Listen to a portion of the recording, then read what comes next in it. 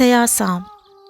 رسول صلی اللہ علیہ وآلہ وسلم نے ایک بار وضو کرنے کے بعد موزہ پہننے کا قصد فرمایا، لیکن دیکھا کہ اچانک آپ صلی اللہ علیہ وآلہ وسلم کا موزہ ایک عقاب لے کر اڑ گیا۔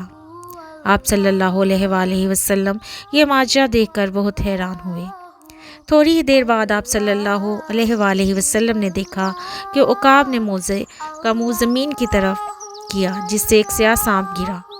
اس عمل کے بعد عقاب نے موزہ آپ صلی اللہ علیہ وآلہ وسلم کی خدمت میں پیش کر کے عرض کیا، یا رسول اللہ صلی اللہ علیہ وآلہ وسلم، میں نے اسی ضرورت سے گستاخی کی تھی کہ اس کے اندر سانپ گھسا ہوا تھا۔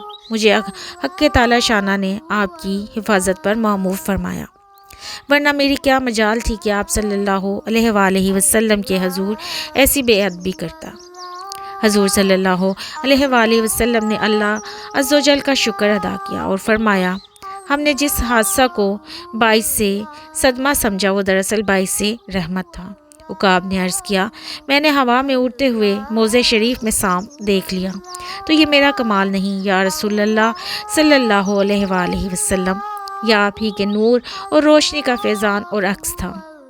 آپ صلی اللہ علیہ وآلہ وسلم تو سراج منیر ہیں، اگر کسی دل کے اندھے کو نظر نہیں آتا تو یہ اس کا اپنا قصور ہے، کیونکہ تاریکی کا عکس تاریک ہی ہوتا ہے۔ درس حیات، آئی ہوئی مصیبت کسی بڑی مصیبت سے بچانے کا ذریعہ ہوتی ہے، اس لیے حالات کو سپرد اللہ ہی رکھنا چاہیے۔